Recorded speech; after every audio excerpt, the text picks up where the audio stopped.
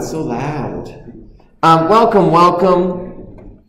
Now, first off, apologies for the messiness of last Friday. That was a disaster. I did not reach my goals as far as teaching you all well. So, thought about it a bunch, kind of have a sense of how I can explain this a bit better, and then we will jump into conservation of energy.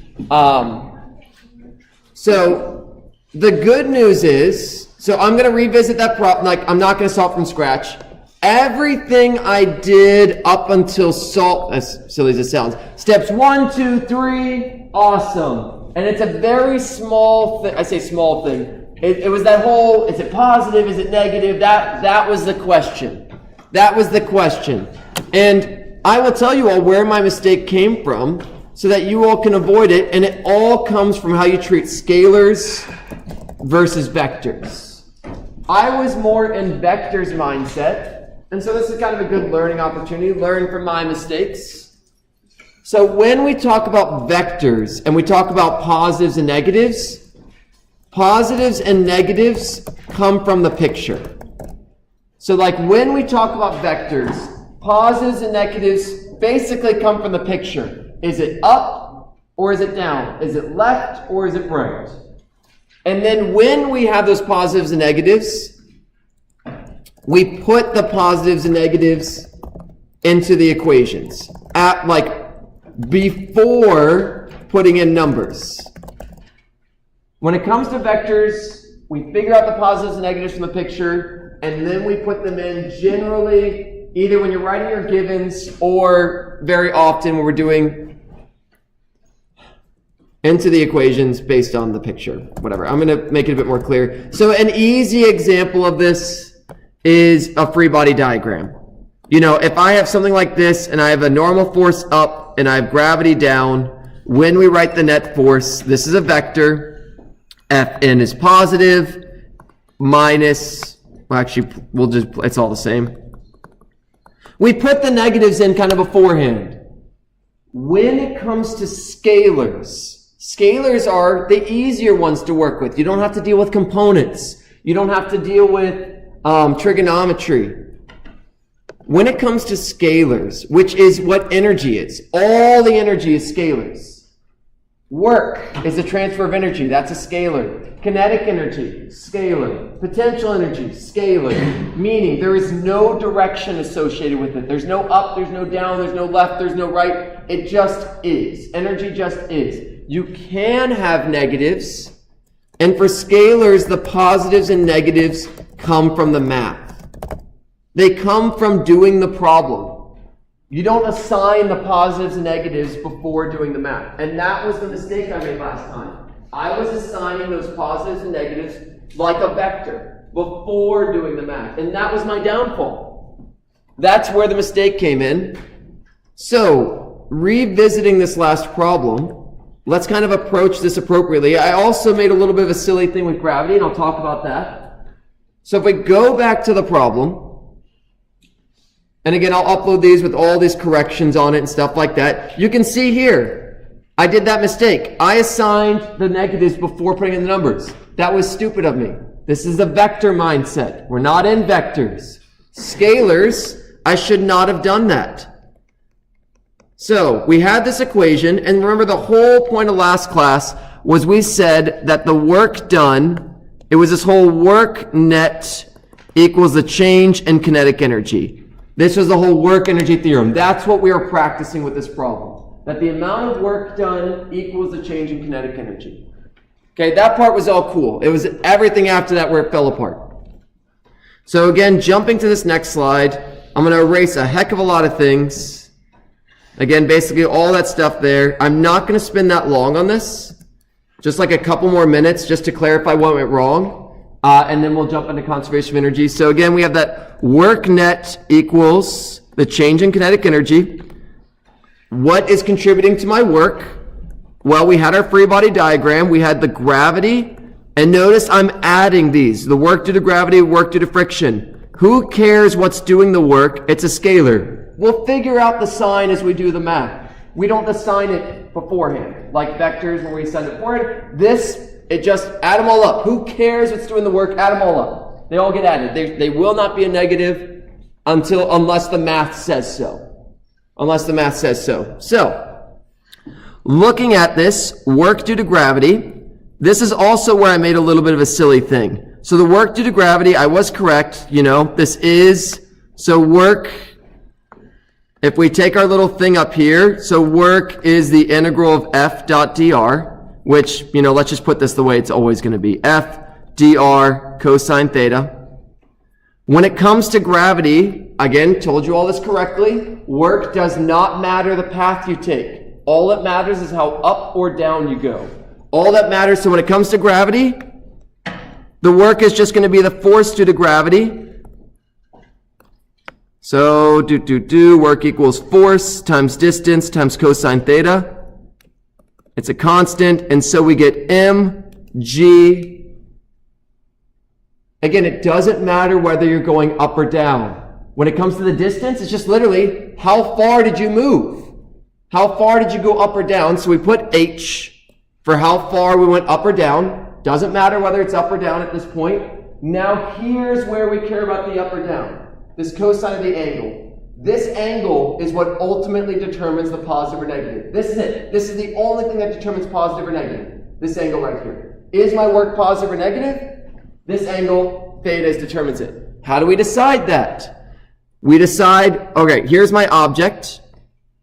Gravity is always down. Always is down. This angle is the angle between F and D. Between the force and the path, the direction you're going.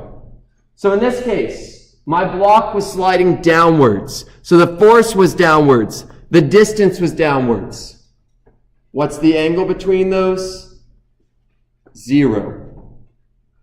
The angle if you are going the same direction as the force, the angle is 0. If you're going the same direction as the force, the angle is 0. So if we look at this one here and we do the cosine of theta, the angle between them is 0. Cosine of 0 is 1. MGH. It's positive.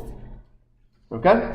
Yeah. Even if it's also a change in the next direction, like it's slow. Yeah, and that's the cool thing with gravity. The gravity doesn't matter if you're going, whatever path you take doesn't matter. All that matters is how high up or, how far down. How much do I go up or down?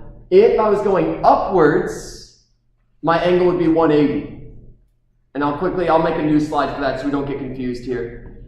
Yeah. So I saw online a few problems, so the MGH is potential energy. Yeah, and we're going to talk more about that today. Okay. Yeah, we're going to talk about the connection. So right now, we are not calling this thing potential energy. We're calling this just the work due to gravity.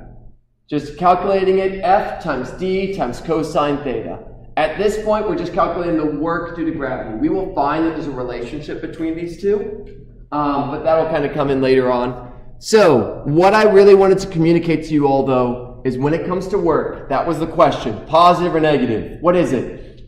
It literally just comes down to this angle. If they are pointed the same direction, the angle is 0. If they're pointed opposite directions, the angle is 180. And cosine of 180 is negative. So, again, let me just pop this slide in here. I don't know where's a convenient place to put it. Maybe here, I guess. Oh, look, ghosts. I love ghosts. Get out of here, ghosts. All right, so I don't have to reopen this because otherwise any writing I do will be gone forever. Already this part is. So what I'm going to draw on here is I'm going to draw a thing with gravity. I'm going to do both examples. A force downwards, moving upwards, an object like getting lifted, and a thing moving downwards where the gravity is also downwards. All right, so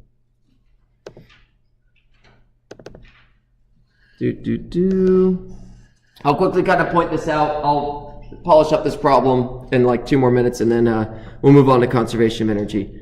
But it isn't, yeah, so this whole punchline, what happened? Work, don't assign positives and negatives. Don't assign them before you do the math. Let the math tell you. How do you let the math tell you? The angle. The angle between the force and the direction you're going. So how to find the sign of work? The angle between the force and the direction of motion. if they are lined up, then the angle is 0 and cosine of 0 is positive 1. If they are anti-parallel, and I'll draw some pictures of these, then the angle is 180 and cosine of 180 is negative 1. Okay, so let's just draw both examples down here. So let's look at gravity, for example. If gravity is always downwards, so we'll draw two examples. If I lift something upwards, theta is 180, and the work due to gravity will end up being a negative value. Whereas in this case, if I drop something downwards, the angle is 0, they're lined up, and the work due to gravity will be a positive number. You don't need to memorize this. All you need to know, so mgd cosine theta equals negative. So that will go in there. In fact, I'll let you all put that in there and see that for yourself. mgd cosine theta. There is nothing you all need to memorize here. The only thing you need to memorize, the only thing you all need to know is this theta is the angle between force and the direction of motion.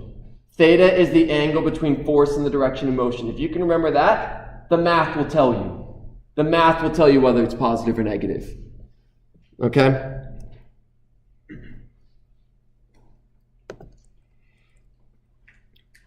Cool. All right. So let me, again, just polish up this last little bit, and then we'll move on to more to the energy stuff. Get done with this work stuff. So if we look at this equation, y'all, what does this end up becoming? So step 4, mgh plus the work due to friction equals 1/2 mv final squared minus 1/2 mv initial squared. A lot of this will start to look familiar, but now our signs are correct, and everything will then work out. So if we solve for the work friction, we get 1/2 mv squared minus mgh. And if you do that math, you will find that the work due to friction is a negative number. If you plug in the numbers at this point, again, we didn't have to assign that negative. It came from the math. If you do the math here, you plug in these values. 1/2 times 0.1 times 4 squared minus 0.1 times 9.8 times the height, which is 2. If you plug in those numbers, you will find that you get a negative answer. And in every problem, the work due to friction is negative. Again, you don't need to have that memorized. It comes from the logic I told you all before. Friction is always opposite the direction you're moving. Friction, the force, is always 180 degrees from the direction you're going. If you're going to the right, the force of friction is to the left. If you're going to the left, the force of friction is to the right. The angle is always 180, which spits out that negative for you. But it also comes out just doing the math in this way as well. Okay? So hopefully that clarified some of the snafu from before. Yeah? And you don't put a negative for your gravity? No, and that's a great point as well. When you all are doing these problems, it's the magnitude of the force. So you should never be plugging in negative. You are never plugging in negative numbers. You never plug in negative numbers when it comes to work, when it comes to energy. Okay? The negatives emerge from this angle thing. Okay? All right, cool. So, what I want to now point out, so this problem, I will solve through this one. I'm not going to spend the time on it now. I will solve through this, and when I post this PowerPoint, I'll have the worked out solution here in terms of work, just again to get us more comfortable with it. You can look through it, all that jazz. But what I said last Friday is also going to be true. What I said last Friday is this is one way of doing it. Conservation of energy is the other way. And so I've extended your all's quiz. So if we look at the calendar, the quiz for this whole work stuff was originally due this Saturday. I've extended it to Tuesday because if you decide that conservation of energy is a preferred way to solve these problems, it also works generally. And I'm going to teach you how to do conservation of energy this week, and then again, you can use that on the quiz for this week, depending on the problems. All right, so I will solve this one out, and I'll post it on there. It'll all be there. It'll be a great time. But I feel better having clarified some of this stuff. Really, that one slide I put, the whole positives, negatives things, that's the thing to kind of sit in for a bit, make sure you understand. All that stuff's really good and useful. So, conservation of energy, so much easier, so much easier. We're going to be getting into this one. This one is even more straightforward. Work and the whole positive, negative thing, that's a classic kind of challenge. Is something a positive work, negative work? Great news, just comes down to the angle. So last class, I kind of ran through potential energy really quickly. How do you gain potential energy? You lift it upwards. That's where it comes from. We did a quick derivation for it. We've done this math. We said, woo, it's MGH. That's where it came from. And now, this is the question I want to ask you all. This is the one I ended with last time. It's a very interesting question. How high up are you right now?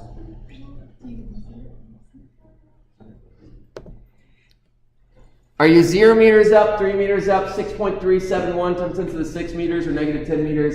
And unfortunately, I'm going to immediately have contradicted myself. It's fine, it's fine. For gravity, I will stick with my statement. Do not put negative 9.8 into these equations. Don't do it. But I'm going to immediately contradict myself. It's fine, it's fine.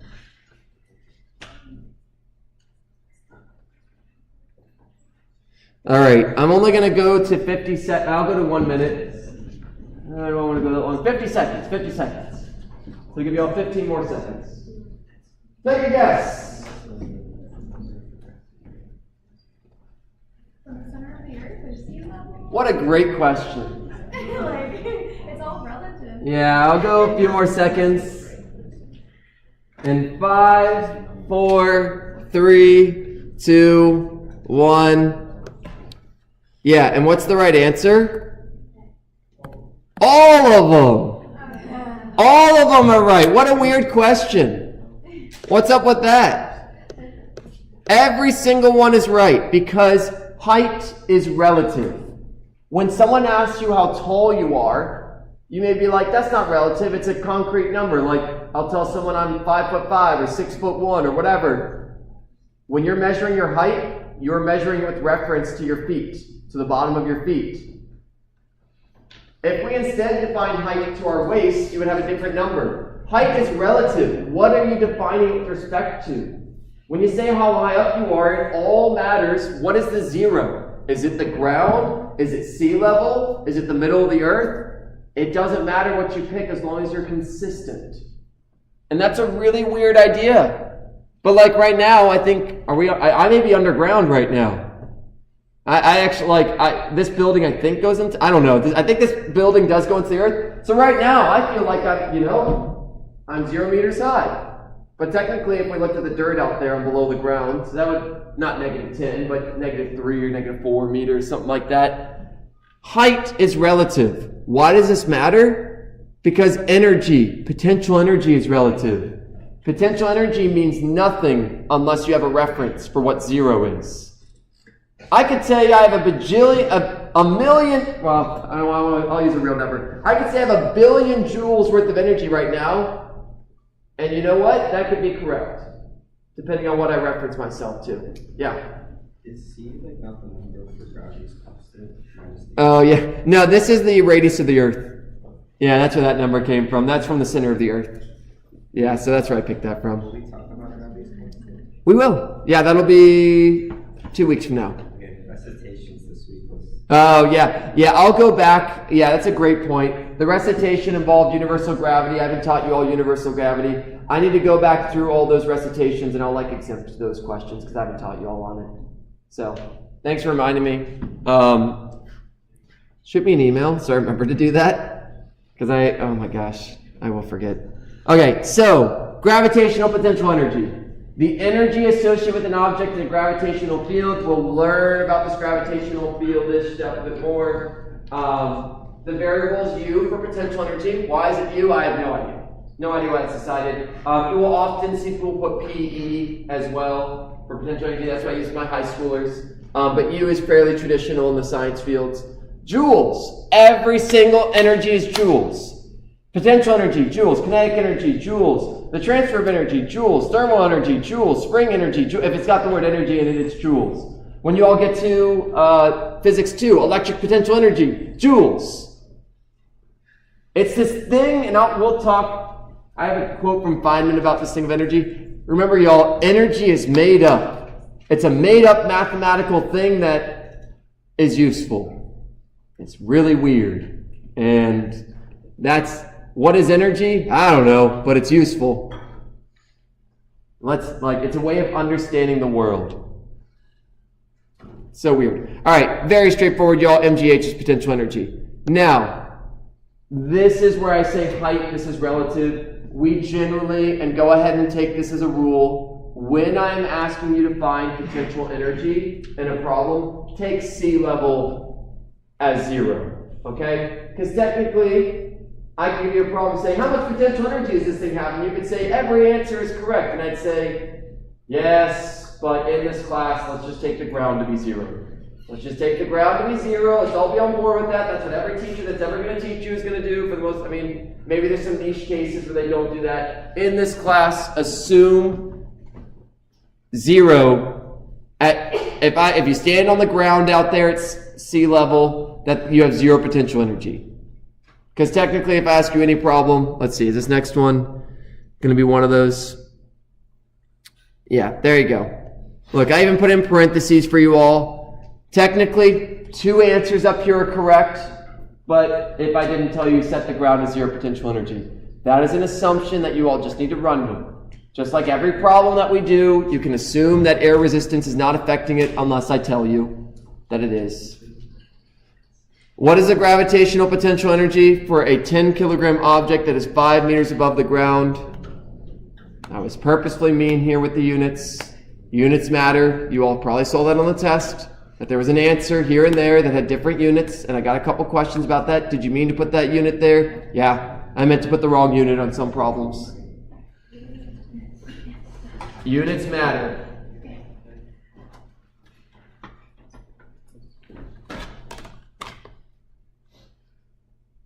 Remember, you all, that math and all this stuff and the units, it's a language. And if we don't all speak the same language, things don't make sense. All right, so we'll go to 120.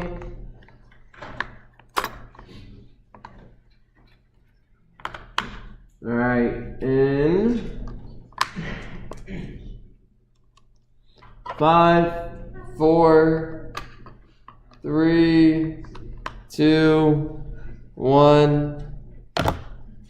All right, so fairly straightforward. If we define the ground as 0, then the gravitational potential energy is just how far above you are from the ground, which is going to be 10 times positive 9.8 times 5, which comes out to 490. It's energy, joules. Yeah, did I mess up? Yeah. Can we have negative joules, or is that just a That was the contradiction that I previously said. Energy is always positive. When it comes to height, you can't have a negative height. Yeah, and you would put a negative in here, and that's weird. Why can you have a negative? Because when we talk about this, it's like a change. If you're below 0, you do put the negative. So really, when I said don't put the negatives, do not put the negative for G. Do not put the negative for G. There is no other variables that you should have problems with. G is the only one. Do not put the negatives. For height, you technically can have a negative potential. It just means you're lower than another spot. You have less potential than you do at the ground. Yeah. Like you're saying it takes 490 joules for this object to go from 0 meters to 5 meters. Yeah, that's a great point. Like, how does this connect? This thing gains 490 joules of potential energy.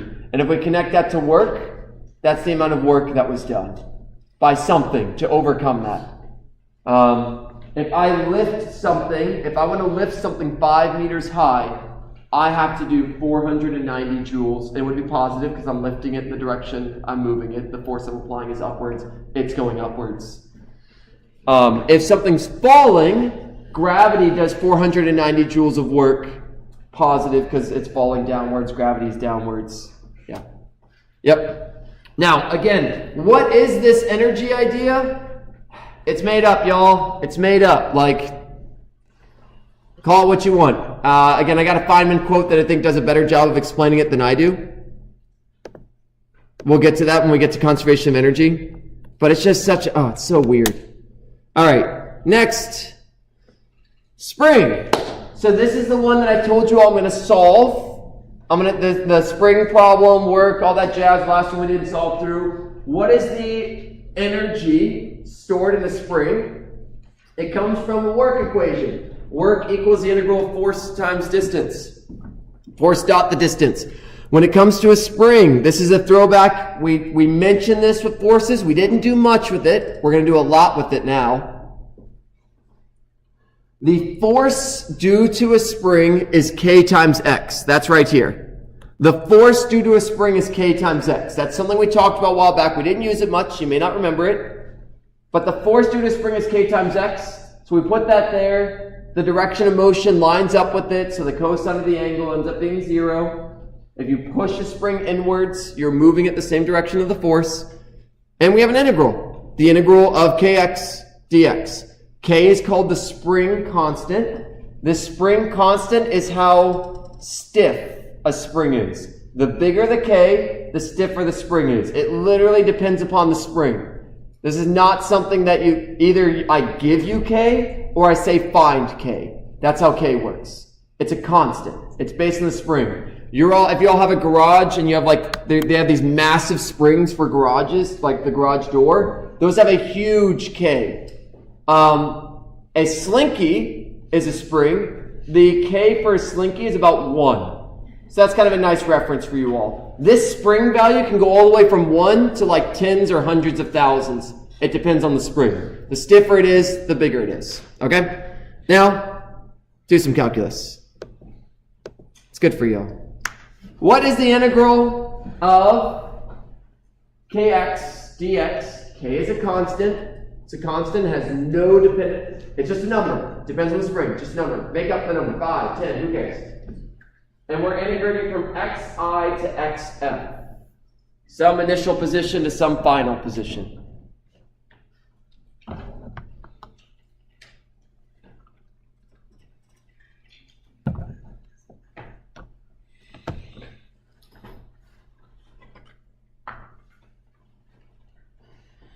And while you all do that, I will replace the batteries on my calculator. Pro tip, I highly recommend you all either keep batteries, I don't know what kind of calculator you have, keep batteries on you, or check your calculators before the test. I had a few people, the night before a test, I had a few people that calculators die. It happens. But if you're anything like me, using your own calculator is ideal. So the night before any test you all have, check your calculator. It takes just a few seconds. Or keep batteries on you. Or you can have the ones with the little solar thing on them. The graphing ones tend to not have that. Yeah. Just out of curiosity, do you know what the spring constant for a car suspension? Oh gosh, I have no idea. No. But Google does. Yeah, I wish I knew. I literally just recently found I was making a test problem. So there'd be a test problem about springs of some sort, and I was trying to decide what a reasonable spring constant was, and that's when I found out the Slinky had 1. Yeah. All right. Now, I'll tell you all, I did not use a Slinky as the thing, so. But there is a spring problem. There is a spring problem. I mean, makes sense, right? All right, we'll close this at 2 minutes. So, 5, 4, 3, 2, 1. All right, so the integral of this, K is a constant. So we have the integral of K, x dx, very simple integral, x squared over 2, from x initial to x final. Let's make that look a little bit nicer. 1/2 kx from x initial squared, x initial to x final. And you just put in the things, 1/2 k, x final squared, minus 1/2 k, x initial squared. Boom, that one right there. Let's see how we did.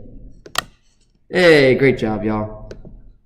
So, bam, look at that. You're deriving all these equations. That's the cool thing with physics. Nothing comes out of nowhere. Okay, technically the equation for work kind of came out of nowhere, but otherwise, all of these are being derived from that one. Again, work is it was made up.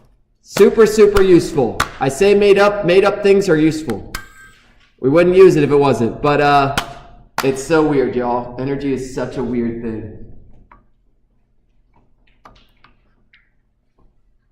Like, even the definition of work, or the definition of energy is like the ability to do work. The definition of work is the transfer of energy. They just circular logic themselves into each other. All right, so yeah, this is shocking. The unit's joules. It's energy. Fantastic. So good. 1/2 kx squared. X is the distance from the equilibrium position. Where does that come from? If you're like the last one, there was a subtraction sign. What happened to that?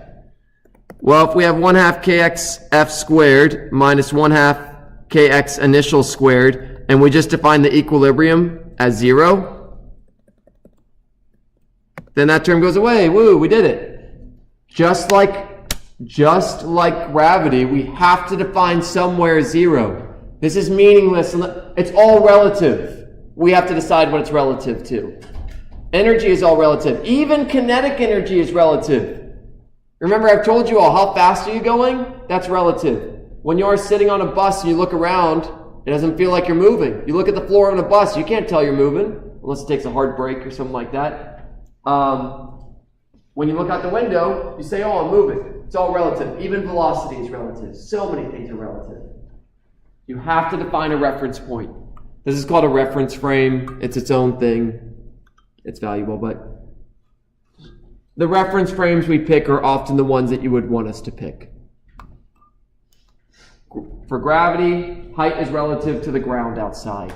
For a spring, it's relative to its resting spot where it doesn't do anything. When it comes to velocity, generally we call the earth our reference frame. You look at things, if you're in a car, you're moving, the earth's not moving, therefore I'm moving, whatever. Yeah. Okay, so you have a slinky, right? Yep. When it's resting on a table, it's at 0, right? It depends how it's oriented. That's what I was gonna say. So like you're hanging it. Yep. It depends how it's oriented. We're assuming if you have it sitting on a table, that spring has mass, and therefore the gravity is actually compressing that spring, which is applying a force, which means it's storing some energy in it.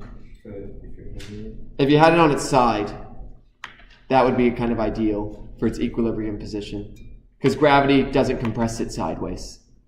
Yeah, that's a good question. All right. Boom. All right, so we got some equations. So work. Oh, I did a bad thing here. All right. Work should be. Okay, it is the change, but let's see. Do I want to. Okay, this is fine. This is fine. We're going to get to it. We're going to get to the next slide. This slide says, remember, work is the change in potential. This is the thing that I kind of want to point out here. This is what I want to point out here. In fact, I'm going to delete this thing right here.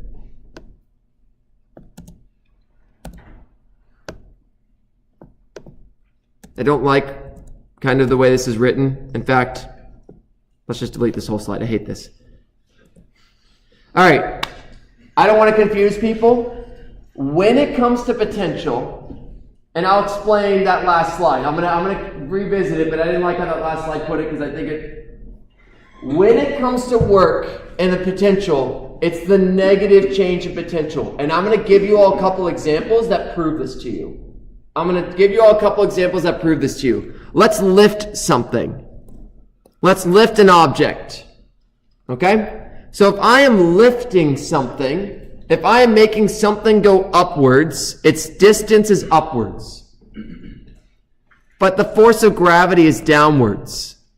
So if I calculate the work here, remember it's the magnitude of force times the magnitude of d times cosine of theta. And you know what? Let's get fancy. Let's do the integral of f d cosine theta. Let's do the other one. Sorry, y'all. I keep flip-flopping on what's the best way to do this. If I lift something upwards, if if I lift something upwards, gravity pulls it down, I'm moving upwards. I want you all to think, what is the angle between these? This is a nice little kind of review of the thing I mentioned first. What is the angle? You basically got two choices, 0 or 180. What is the angle between those two things? If gravity is pulling it down, yet it is moving upwards. They are anti-parallel. The angle between them is 180. Why does that matter? Why does that matter here? So FD cosine of 180. What's cosine of 180? Negative, and I ran out of room, equals negative FG times D. Cosine of 180 is negative 1. Okay, why does this matter? Why am I bringing up this whole negative thing again? This equation says that work equals the negative change in potential. Let's just kind of look at this situation. If I lift something upwards, so we have mgh final minus mgh initial. I just told you that if I am lifting something, it should be negative because the force and the direction of motion are anti-parallel to each other. And if we want, we could replace this. So D equals negative mgh, assuming we start on the ground. Let's check if this works as is, if I don't do that. Let's lift our thing. Let's say it starts on the ground. If it starts on the ground, the initial height is 0. And look at my two answers. Look at the one here versus the one here. One's positive, one's negative. What does that tell us? That work equals the negative change. We have to chuck a negative there to make it work. We know that this right side is true. We know that the force times the distance times cosine theta gives me the work. So what it ends up happening when you put those two ideas together, we came up with an idea of potential energy. We know the definition of work is force times distance. When you end up putting those two things together, it turns out that work is the negative change in potential. That's just how the math works out. It's just how the math works out. There's no vector, again, the only thing that we had to decide is that these were opposite to each other. Okay? And why is that? It just comes down to this. There's nothing else to say here. So, anywho, why does this matter? Honestly, I don't know if it really will affect much for you all, but this is a classic. Work is the negative change in potential. Okay. Sure. Let's do this. Very simple. Find the force corresponding to the potential energy. There's an equation for potential energy. Made up equation. What is making this potential energy? I don't know. Who cares? It's something. Something is. So what's given? I don't know why this has S in it. Let's change that to X because clearly it's a function of X. My potential with respect to X is negative A over X plus B over X squared. We say fantastic. We just said that work, we're solving for force equals question mark.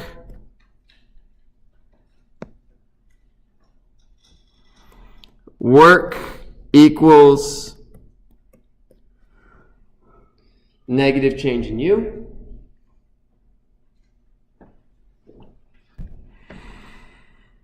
So, what does this tell us? Well, what's the definition of work? The integral of force. And we'll just put it with dx.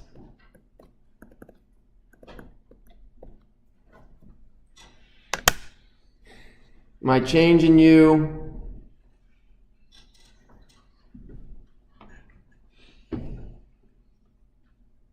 now, let's go ahead and just say our initial is 0, just to make our life a little easier. How do I get rid of an integral?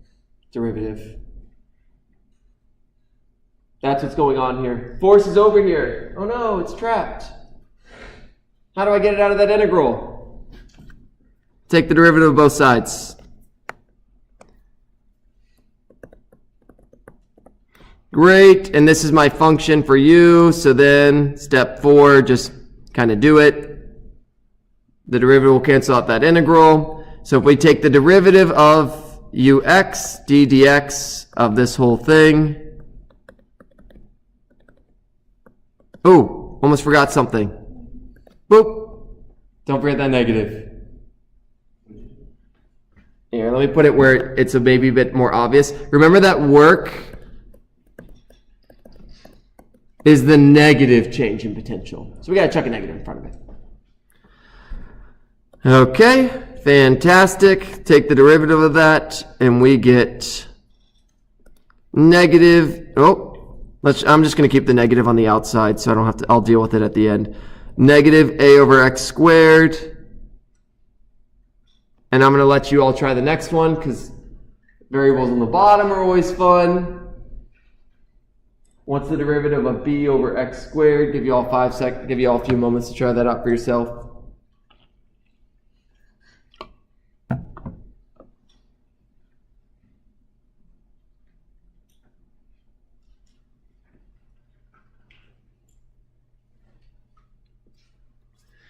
It is negative 2b over x cubed. Negatives all cancel, so we get a over x squared plus 2b over x cubed. All right, there you go.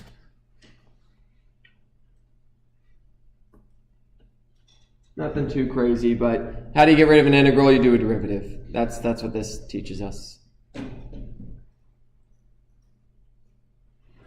And we are, we're going to place our potential as 0 at infinity, whatever. All right, okay.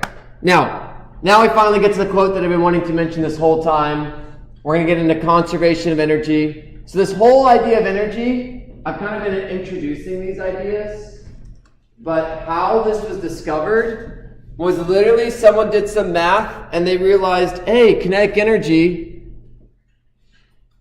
seems to be conserved. And if I have this other equation for potential energy, it's like I can go back and forth between them. So this little quote here, I think, kind of represents this really nicely, but more eloquently than my tongue can do. So it's this by Feynman, famous guy, did a lot of physics, Manhattan Project, lots and lots of things. So that being conservation of energy. So there was more to this quote beforehand. So that conservation of energy is a most abstract idea because it's a mathematical principle, meaning it literally just comes from the math. Just some random math work. Unlike all the physics we've been doing that's based on observation, you observe that things fall due to gravity. You observe that if you push something, it gets faster. All these things are based on this one. It's a weird mathematical thing that if we multiply certain things and do certain things with them, we get this whole set that says there's a numerical quantity which does not change when something happens. Just a really weird thing. It is not a description of a mechanism. It's not an observation of reality. It's not based on I observed an apple fell and said there's a force acting on it. It's not a description of the world, of something that someone observed or anything concrete. It's just a really strange fact that we can calculate some number, and when we finish watching nature go through her tricks and calculate the number, it's the same. That's what this energy is. It's this thing that stuff changes, we do some calculations, and we get the same number again. Things change, we get the same number again. Things change, we get the same number again. And this number is this energy that we made up. You cannot observe energy. You can't even measure energy. You may be like, yeah, I can measure. You can calculate energy. You can calculate kinetic energy. You can calculate potential energy. But there is no, distance. I can get a stick and say how many of these sticks are there, and boom, boom, count them and call it a day. Other measurements are basically counting things. You can't observe energy. It is only something you can calculate, which is really weird. You can observe that something has velocity. You can observe that something's really big and has a lot of mass. That doesn't tell you that it's kinetic energy. You have to do the math. You have to calculate it. 1/2 mv squared. Again, weird stuff. Yeah. what are they observing when somebody like, there's this like way of like testing a calorie in something in the chemical and you like dilute it and then you. Sure. So, a calorimeter is measuring how much energy is stored in some item. So, if you want, like when you all have your food and it says how many calories, that's the amount of energy. I say it is the amount of energy stored in that. How do they measure that? They burn the thing super hot and they see how much it increases the temperature. So, they are seeing that the temperature goes up. But are they seeing how the temperature? They're seeing a thing of mercury is increasing its height. Even when you measure temperature, you can't, how do you measure temperature? It's actually like watching something else do something. We know there's a correlation between the two. Even temperature, like how do you, what is temperature? How do you measure temperature? What are we, you touch something, your thing says it's hot, but what's going on there? Again, weird stuff. Interesting things to think about, y'all. Philosophically interesting ideas. All right, so great. Energy, made up thing that's conserved. It's one of the rules it is a rule that just seems to exist, and it is yet to be disproven. That the amount of energy you start with is the amount of energy you end with. What is energy? You can dwell more on that. I don't really know what to say about it more than it's so weird. If you have conservative forces, so what is a conservative force? That's something that I can get back easily. Friction is not a conservative force. Conservative forces are the ones where the path doesn't matter. You can't really get back the energy from friction. After you push a box on the ground and friction's done its thing, you can't recover that energy. It's heat. It's gone. Whereas if I lift an object up, it has a certain amount of energy. If I drop it, assuming no friction or air resistance, the velocity it has at the bottom is the exact same amount of energy that it had up here. And if I had a pendulum, it would swing kind of forever and ever and ever, assuming no friction. You keep that energy. So kinetic energy is conservative, or gets conserved. Potential energy due to gravity gets conserved. A spring, the energy gets conserved. Basically, friction is the main one that it doesn't. And that's always the battle. When you all, depending on what field you go into, depending on what kind of engineering you get into, friction is first law of thermodynamics. I think it's the first law or zeroth law. Entropy is always increasing. We're always bad. You're always losing energy to friction. And it's going into heat, and it's spreading, and it's gone, and you can't really get it back.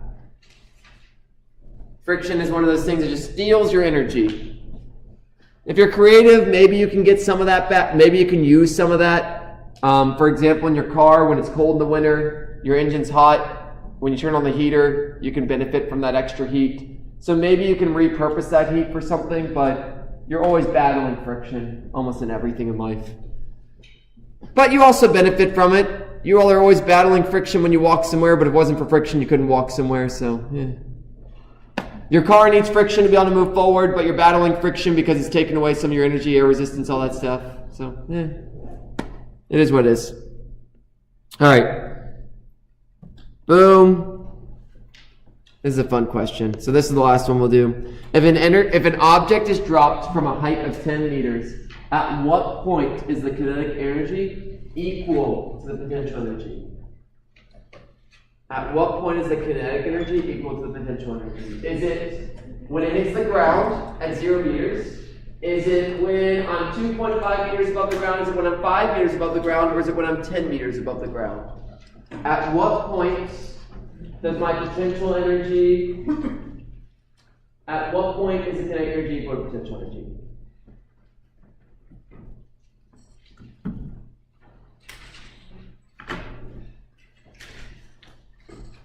I really like this question because it seems really simple, and then you think about it and you're like, oh wait, there's a lot of things to think about. And then funny enough, when we swing back around again, it's going to be like, oh, this is really simple.